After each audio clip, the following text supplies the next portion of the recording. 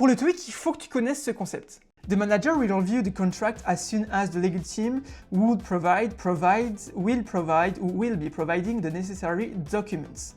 Alors là, cette question, elle n'est pas si simple que ça. En fait, il faut que tu identifies deux trucs dans la phrase. Il faut que tu identifies qu'on a un as soon as et qu'on a un futur. Tu vois, the manager will review, will, donc là, on a le futur. Et on a un as soon as, mais ça peut aussi être un when, ça peut être aussi un after, un before, quelque chose comme ça. Donc quand on a un futur plus as soon as, when, before, des trucs comme ça, on n'a pas de futur dans la deuxième partie de phrase. Et on a un présent, ok?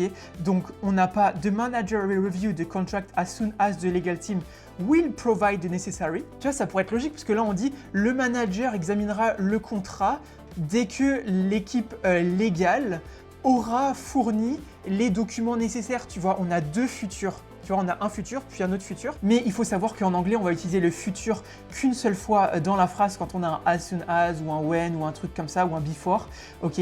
Et que la deuxième partie de phrase sera au présent, ok? Donc provides et non pas will provide. C'est pour ça que c'est un petit peu piège selon moi. Would provide, ça va pas trop ici parce qu'en gros, ce serait plutôt utilisé dans un conditionnel, ok?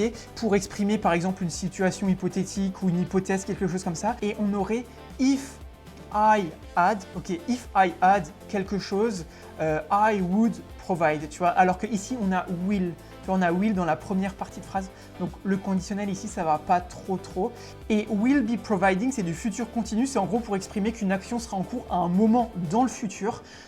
À nouveau ici ça va pas trop parce qu'on a un peu ce, tu vois, as soon as de legal team, provide. Donc voilà, en tout cas, le piège il était entre provide et will provide, parce qu'en anglais, quand on a déjà du coup un futur avec un as soon as, un when, un before, un after, quelque chose comme ça, ensuite on va avoir un présent et non pas un futur, alors qu'en français, on pourrait avoir un futur, hein, mais en anglais, c'est ça. Donc voilà, c'était un petit peu piège.